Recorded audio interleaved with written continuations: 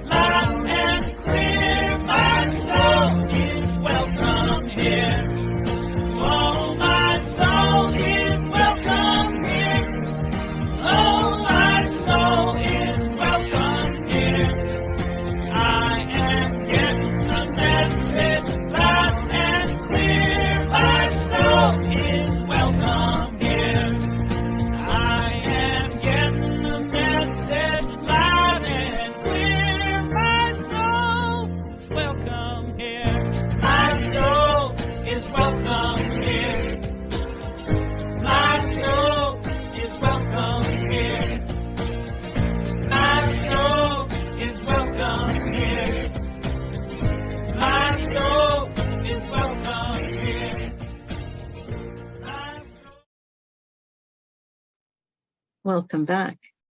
I am Reverend Rhona Segarra, and it is my pleasure to welcome you on behalf of the community at Unity of New Westminster in beautiful British Columbia, Canada. We would love to stay connected with you, so please subscribe to our newsletter or like us on Facebook or subscribe to our YouTube channel, and that way you can always know what's going on in our community. The Unity movement offers ideas for full and abundant living. We draw on the teachings of Jesus, who we consider our primary way shower and example. And we honor that there is universal wisdom to be found in faith traditions, in song, in story, in poetry, all over the planet. We respect and honor every person's right to choose their own life path. All are welcome here. All are worthy here. All are celebrated here. We open our service today in prayer. I gratefully acknowledge that I speak to you on the traditional and unceded territory of the Semiahmoo First Nation. And we give thanks to First Nation peoples everywhere for their custody of this beautiful land. We give thanks for our connection one with each other, that connection that happens whether we are in each other's physical presence or not. That connection that binds us all together.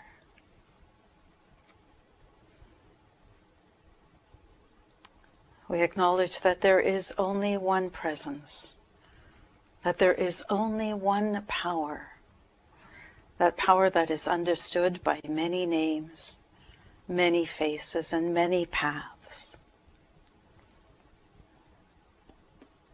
And we affirm that regardless of the name, the face, or the path of our understanding, that we are one human family. And it is in that knowledge of our oneness that we send a blessing for love, for peace, for contentment to every being on this planet, to every being, regardless of all the labels that threaten to divide us. We are one. And for this knowledge, for this intention, and for the power that we have to bless, we give thanks. Amen.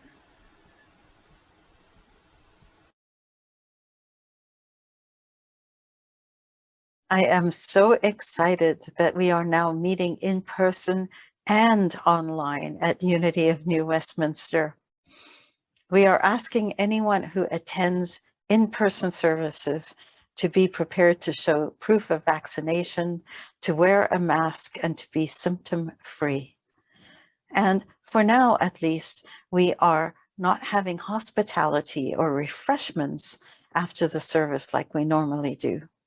But hopefully that will happen soon.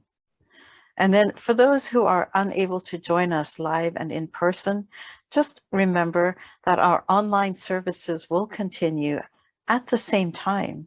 Same YouTube channel, same Facebook channel. So whether we see you in person or whether you view our celebration services online, we are so glad that you are joining us.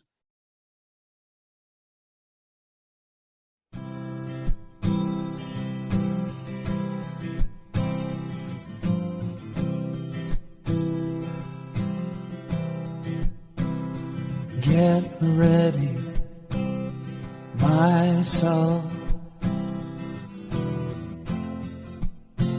I'm driving in.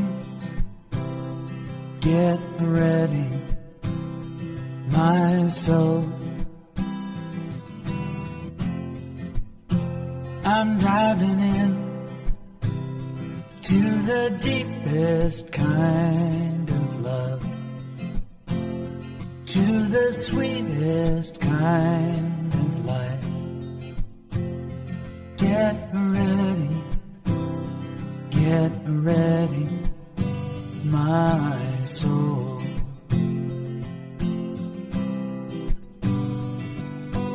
Everything I've ever done, everything I've ever seen,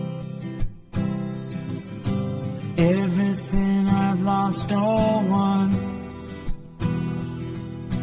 everything I've ever dreamed has brought me here to the present moment, here to a new beginning here. And I'm seeing life so clearly now. Get ready, my soul. I'm diving in. Get ready, my soul. I'm driving in to the deepest kind of love, to the sweetest kind of life. Get ready, my soul. 'Cause here I go, deeper, deeper, deeper than I've ever been before. Here I go, closer, closer, closer to my sacred source. Here I go, deeper, deeper, deeper than I've ever been before. Here I go, closer, closer, closer to my sacred source. Get ready, my soul. I'm diving in. Get ready, my soul. I'm diving in to the deepest kind of love, to the sweetest kind of life. Get ready, my soul. Get ready, my soul.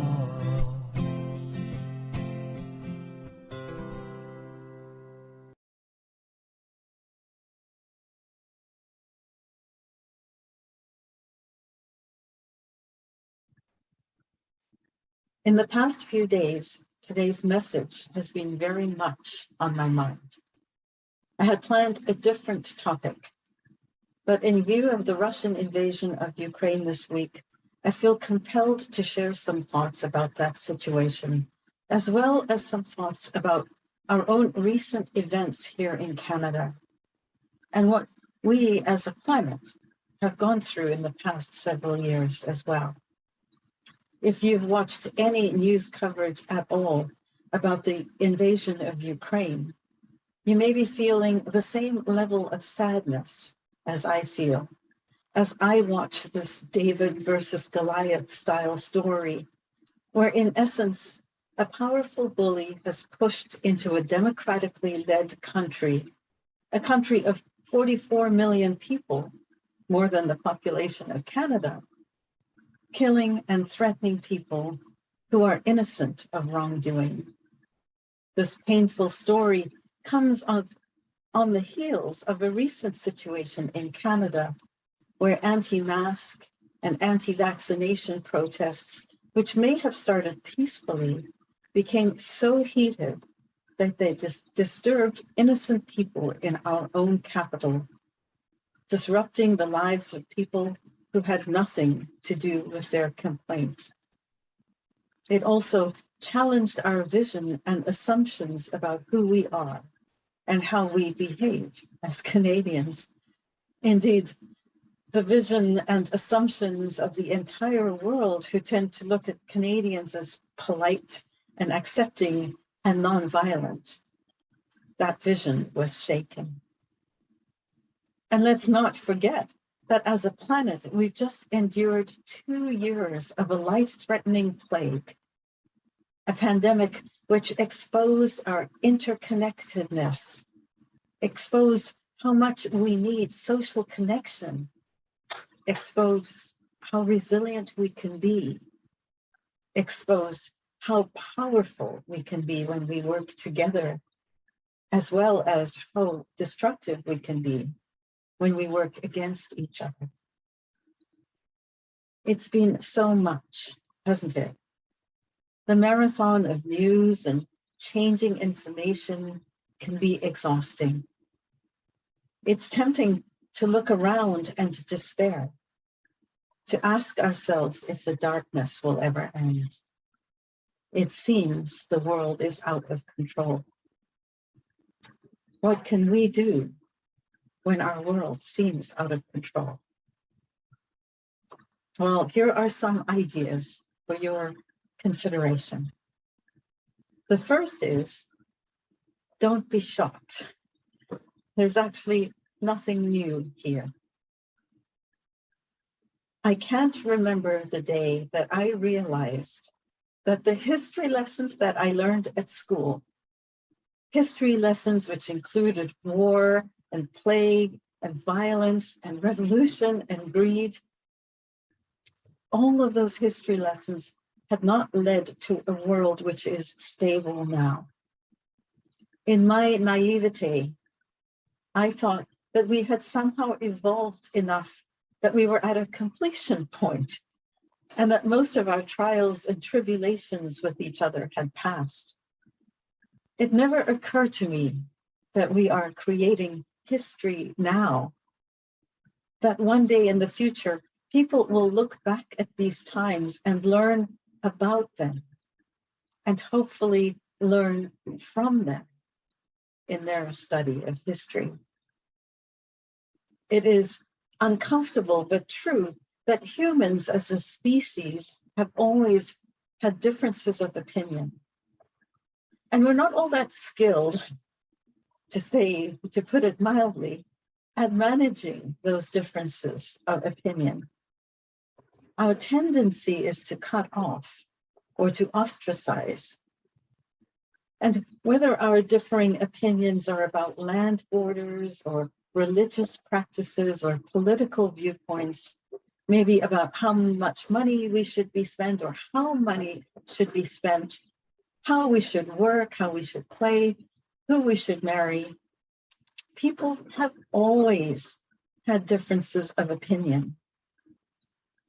And those differing opinions and our tragic strategies for dealing with them have led to suffering, the cutoff of relationships, persecution, arguments, divisions of friends and family.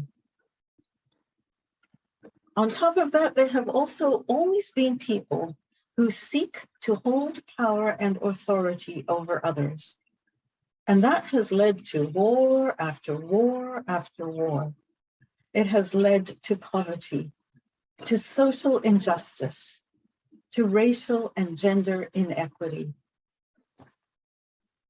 We may not want to believe it, but at some level we know that it's true. And when we can accept that people can be both kind and loving and cruel and unfair, then we can be less surprised when it happens. We will be more able to respond to the reality of the situation when we're not so blindsided. So today, I'm going to share ideas about two aspects of our humanity. What can we learn about how to handle differences of opinion? And what can we learn about standing up for the uninvolved, standing up to the bully? In both cases, we want to unlearn our go-to responses, those ingrained human responses that are burned into our DNA. And we want to circuit break those patterns because they don't work. They don't serve us well. As the saying goes, those who don't learn from history are doomed to repeat it. And we certainly don't want to repeat what is happening now, both in countries outside of Canada as well as our own. So what is the appropriate response? Can we distinguish between differences of opinion, which is something we want to allow, and bullying behavior, which is something we do not want to accept? And having distinguished between the two of them, how do we respond to each of them? Let's look first at differences of opinion. In general, as I said, we want to allow for and even welcome differences of opinion. After all, we are all different. Even two children of the same parents will be different.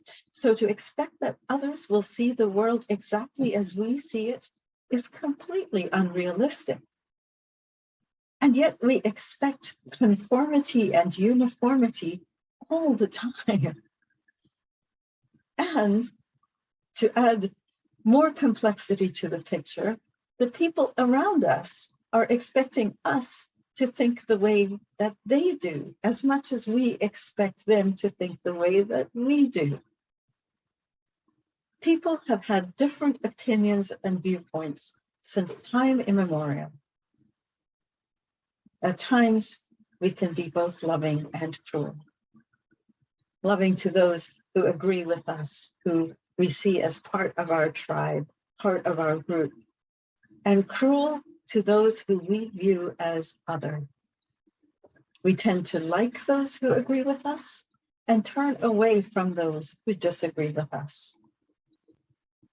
How unrealistic is this expectation?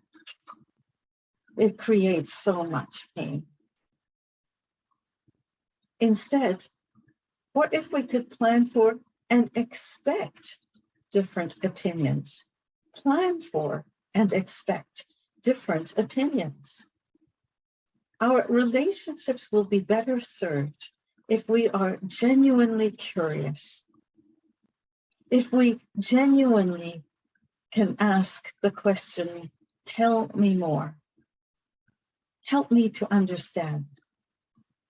How did you come to your viewpoint? If our goal is to maintain our relationships, then we want to create an environment of emotional and physical safety so that each person feels safe to be heard and to express the viewpoint. Even if we disagree with that viewpoint, there is no reason why we cannot be civil and respectful. We can respect that the person has an opinion. We can remain curious. And even if there is a division, we can leave the relationship open so a bridge may be built across our divisions. We might even discover that we have values which are actually quite similar, just different philosophies about how to get there. A great example to illustrate that people can have differences and can have respect for each other happened with the late Senator John McCain, who lost the 2008 presidential election to Barack Obama. At a town hall meeting during the election campaign, one of McCain's supporters implied that Barack Obama was, she used a label, and was therefore untrustworthy. Senator McCain, who might have been tempted to side with his own supporter, disagreed with her. Instead, he took the microphone from her and replied, "No, ma'am. He's a decent family man and citizen that I just happen to have disagreements with on fundamental issues. And that's what the campaign's all about. He's not." And here he inserted the label that the woman had used. Two opposing viewpoints, Republican and Democrat, yet each man had mutual and deep respect for the other. As well as keeping a connection with each other, there is another benefit to allowing for differences of opinion. When we create a safe and respectful space, people who realize that they were mistaken in their point of view or their understanding will be so much more likely to admit their change of heart if they don't expect to hear, "I told you so." Think about it. How likely would you be to admit that you've made a mistake if after you've disagreed with someone, they have cut you off from them. And so when it comes to differences of opinion, stay curious. Rather than act with disrespect and dismiss people, rather than digging in your heels with "we are right," WAR, and going to an emotional, if not even a physical war, become genuinely curious. You don't have to change your mind about anything. There's nothing to fear. Ask yourself questions such as these. In what areas of my life do I insist on my own right way? Where do I speak at a person when the courageous thing would be to be curious? What am I afraid of? Am I scared of discovering that I may not be right? That I might not have all the facts? Or maybe even that I might change my mind? And yet, have I ever wished that someone would ask me for my opinion and then give me the courtesy of genuinely listening? Where in my life could I listen more to those who think differently than I do? A quick follow-up to the story about Senator McCain and Barack Obama. After McCain's death in 2018, Barack Obama was invited to deliver a eulogy at the funeral. Despite their differences, such was their mutual respect that Obama was asked to deliver a eulogy.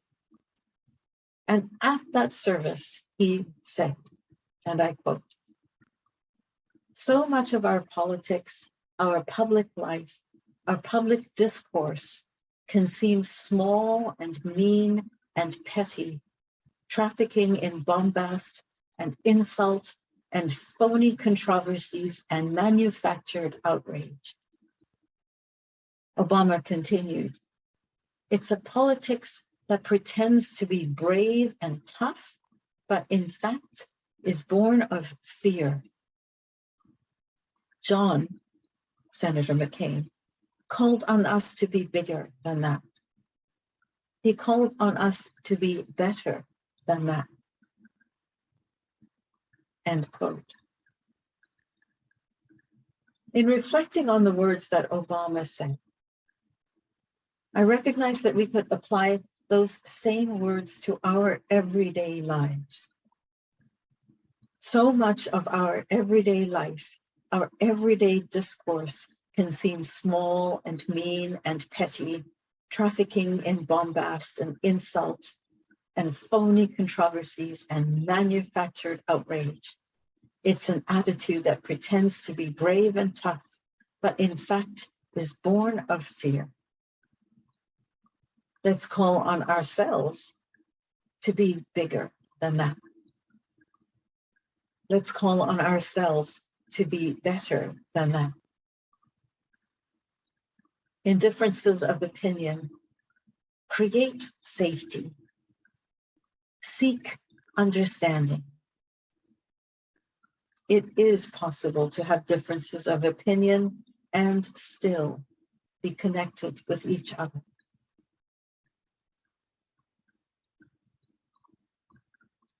And yet,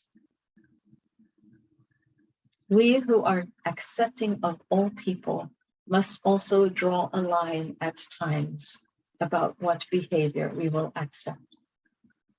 There are limits and boundaries beyond which we must stand differently. And that's what I call standing up to the bully. In her book, Braving the Wilderness, Brene Brown describes how in her research of over 200,000 data points, the more we are able to define what we will accept and what we won't accept, the more we are able to have empathy and compassion for others.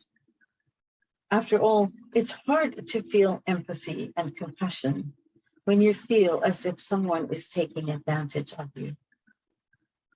Boundaries and limits are an important way to take a stand about what matters to you. But how do you define the line? How do you know what to allow and when it is time to draw a line in the sand? Well, difference of opinion, which we want to allow, moves into the realm of bullying behavior when we dehumanize, when we label people as less than and treat them as if they aren't worthy of the benefits of being in our group or our tribe. We call those people names, we humiliate them, we harm them physically, we harm them emotionally. And if you have ever stood alone while someone has yelled at you or belittled you or attacked you physically or emotionally, you know what a scary, lonely, and humiliating experience it can be. When we label a people, we forget that behind every label is a unique human being, complete with thoughts, with feelings, with reasons to live. When we label a group, we assign everyone the same negative, often mostly negative attributes. And in doing so, we deny their individuality. When we don't see the members of a group as individuals, then it's easier to go to war with them. It's easier to abuse them, to force them into slavery, to force them into residential schools, to deny them basic human rights. And so what can we do in situations where we see bullying? First, we take a stand. Where before, in differences of opinion, we would seek a way to have the courage to accept the differences and maintain connection and mutual respect. In situations of bullying and dehumanization, we want to have the courage to stand up for the person being bullied, to stand up to the bully and to call them on their behavior. This is no small thing. It takes tremendous courage to stand up and say, no, that's not okay. And yet, it's an important step. And don't make the mistake of thinking that the bullying actions of a few people are an accurate reflection of the views and actions of the majority. Because that's not true either. More often than not, the bullying is limited to a few individuals who are hungry for power.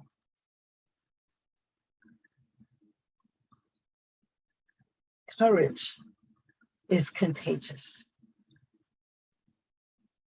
When we take a stand against a bully, others who may have been intimidated may very well join us, and they might not.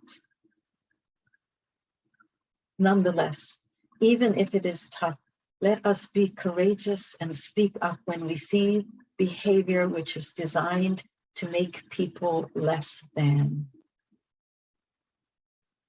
With respect to Russia's invasion of Ukraine, we are seeing some of that type of reaction play out all over the world, and I am grateful for it. Closer to home, in our own country, relating to our own country, it means that we want to speak out anytime we hear dehumanizing language, anytime we hear language which slaps a label on a person and removes their personhood. So take a stand. And then also acknowledge the pain. Seeing a person or a nation dehumanized, named, and shamed can lead to feelings of pain for us. We can feel the pain of others. And these feelings include grief and sadness and anger, confusion, despair. I'm going to encourage you to give those emotions space to be felt rather than pushing them away. And then, if it feels appropriate for you, use the anger or grief or sadness as a catalyst, as a springboard to continue and contribute to an outcome which is positive. It may mean that you choose to give money to a cause. It may mean organizing a fundraiser or attending a peaceful demonstration of support, standing against the bully. It may mean writing a letter to a politician or giving a talk or sharing intelligently researched education and information. It could mean opening a food bank or some kind of a holding shelter. It could mean organizing a prayer vigil or a gathering where people can come together in common cause. Acknowledge your pain and use it as a starting point to add good to the situation. Are there places in your life where you know that there is bullying taking place? What courageous action could you take to support the innocent victim who is being harmed?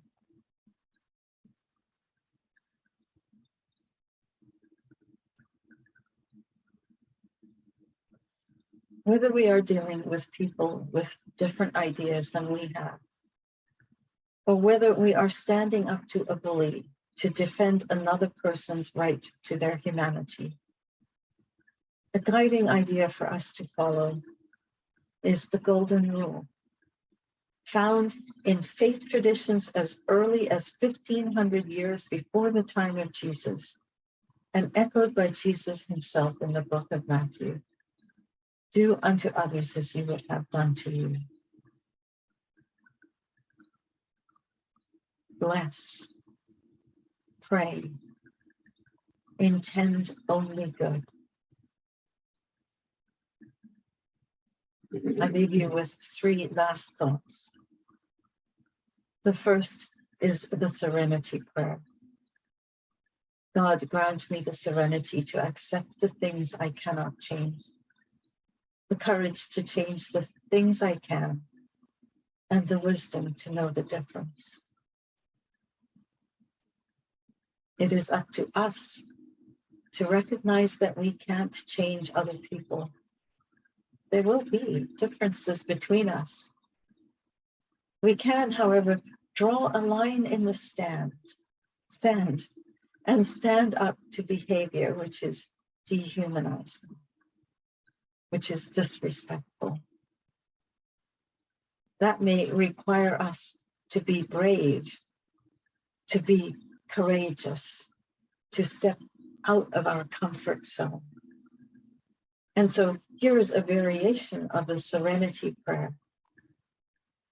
God, grant me the serenity to accept the people I cannot change, the courage to change the one I can, and the wisdom to know that it is me.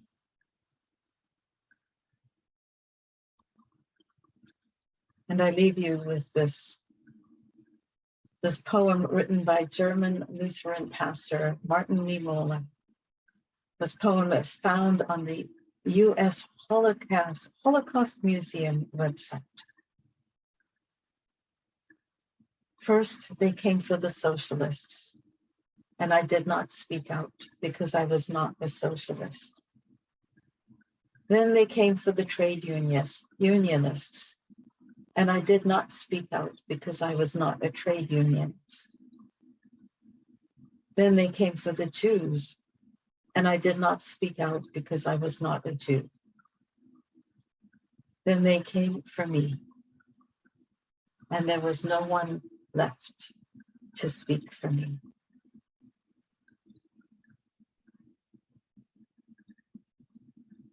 When our world seems out of control, allow for differences and take a stand. Expect and allow for differences of opinion. Have the courage to be curious and build a bridge to stay connected. And in the face of actions which dehumanize and make people less than, have the courage to stand up for the individual. Take a stand against the bully. In this way, we learn. We interrupt the cycle of human reactions and evolve, establishing different norms for our human condition. The world may seem out of control. Do what we can to turn towards the light. I bless you.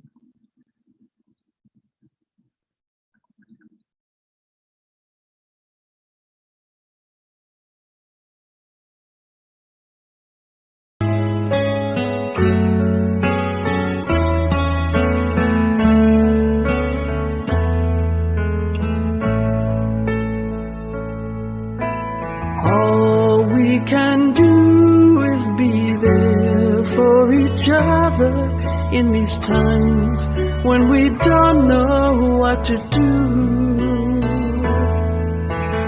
All we can do is be there for each other and help each other through.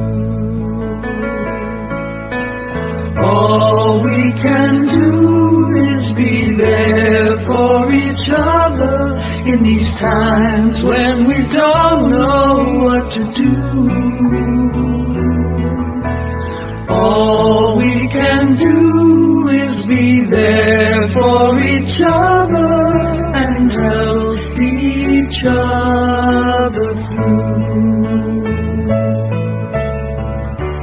Twist and turns, unexpected, day by day moving on. I don't have all the answers, come what may, right or wrong. All we can do is be there for each other in these times when we don't know what to do. All we can do is be there for each other and help each other through. Crashing waves touch the shore. Time moves faster every day. Ebb and flow, no control. All that's left to say, all we can do is be there for each other in these times when we don't know what to do. All we can do is be there for each other and help each other through, and help each other through.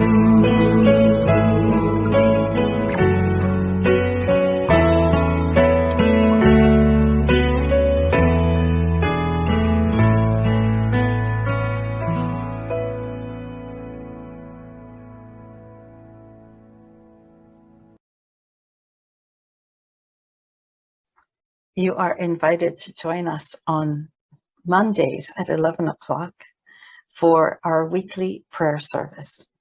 It is a time where we get together on Zoom and we connect with each other. We share how we are doing with each other. We move into a time of guided prayer. And we read the names of the people who are on our prayer list. And it is a time of renewal, of connection. It is a profound experience of recentering. And so I invite you to join us for that. And if you would like your name, or you know someone who you would like to have added to that prayer list, then please email us at unityofnewwestminster@gmail.com, and we'll be sure to have the person's name or your name added to our list. Mondays at 11.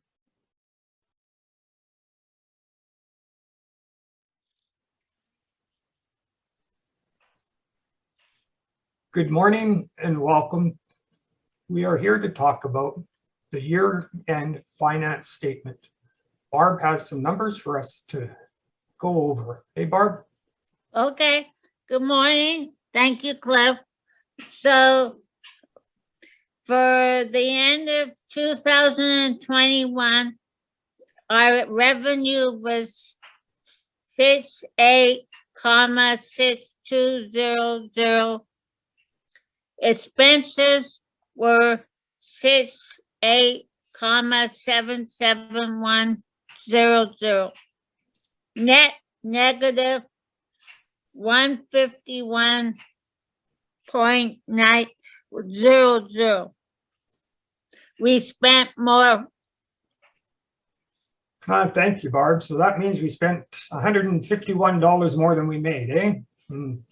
Well, More than we've got some big plans through the year to expend our fundraising, and we'll be fundraising through GoFundMe, Facebook auction, trying to get maybe the elementary school involved as well. That's just down the street, and see if we can come up with some good ideas. We've got some expensive projects coming up that we really want to get done. And I think if we involve more of the community, it will help us out a lot. Thank you all. Thank you.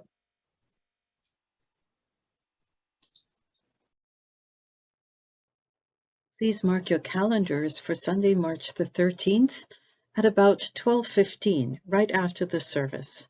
On that day, we will have our annual membership meeting. At the moment, we are planning to hold the meeting as a hybrid session on Zoom and sharing in the Zoom call for those who are in person at the church. If you are already a member at Unity of New Westminster, your membership for 2022 will automatically be renewed unless you request otherwise. And if you are new and wish to become a member, please fill in the membership form, which is on our website. Sunday, March 13th, our annual membership meeting right after the service. See you there.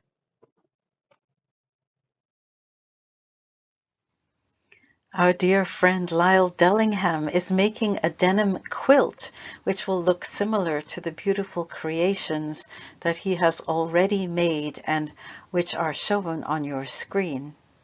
When the quilt is finished, it will be auctioned off as a fundraiser for our Medicine Wheel Labyrinth project.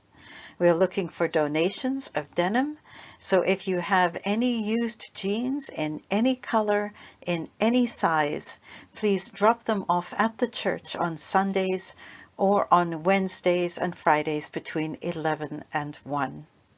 Thank you, Lyle, for your generosity. I can't wait to see the finished project. These that you have already completed are absolutely beautiful.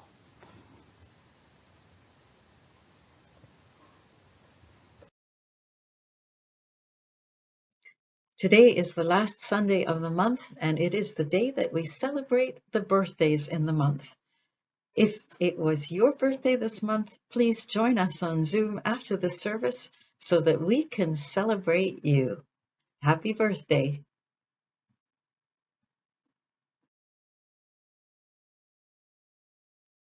We are grateful for the financial support which we receive from those who enjoy our programs. With the pandemic, some of our expenses have been lessened and some of our expenses don't go away. So thank you for your generosity, which supports our ministry.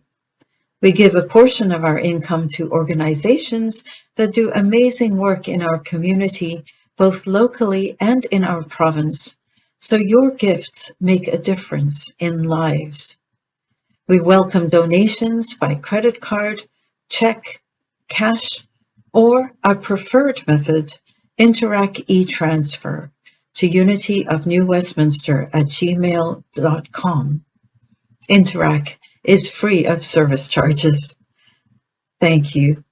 Now, please bring to your hands, to your hearts, or to your minds something that you are grateful for, as we give thanks and remember how much we have to be grateful for.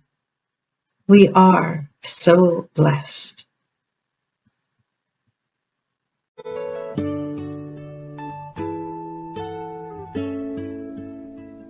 I am so blessed.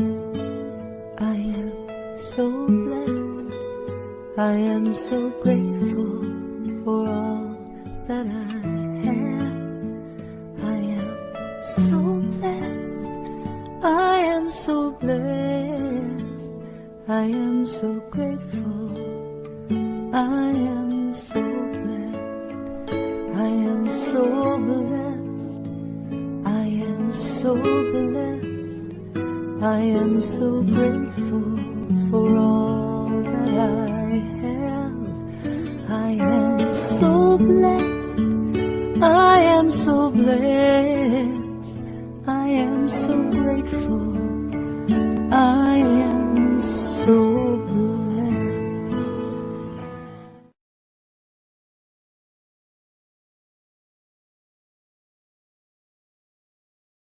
And we come to the end of another service. I thank you for joining us. I hope that you enjoyed your experience with us today. I wish you all a very, very blessed week. Goodbye, everybody.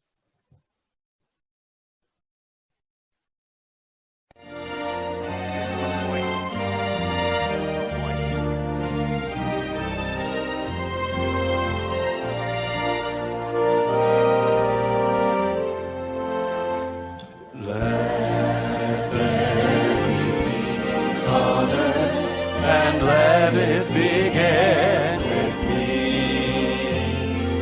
Let there be peace on earth, the peace that was meant to be, with God as creator,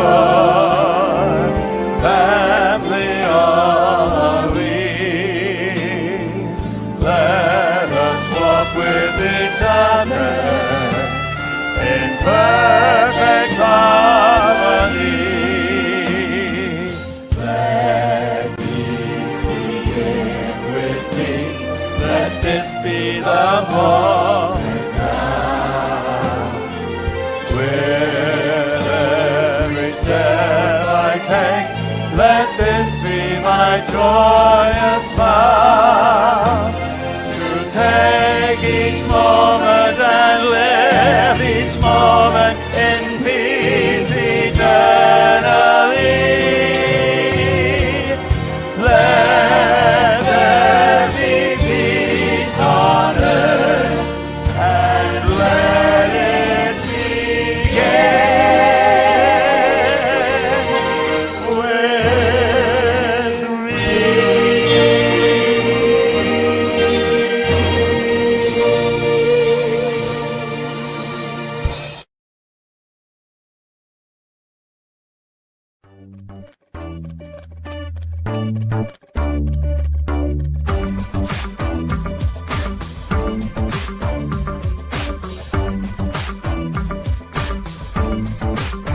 I am the light of God. I am the love of God. I am the power of God. I am the presence of God. Wherever I am, God is. I am the light of God. I am the love of God. I am the power of God. I am the presence of God. Wherever I am, God is. You are the light of God. You are the love of God. You are the power of God. You are the presence of God. Wherever you are, God is. You are the light of God. You are the love of God. You are the power of God. You are the presence of God.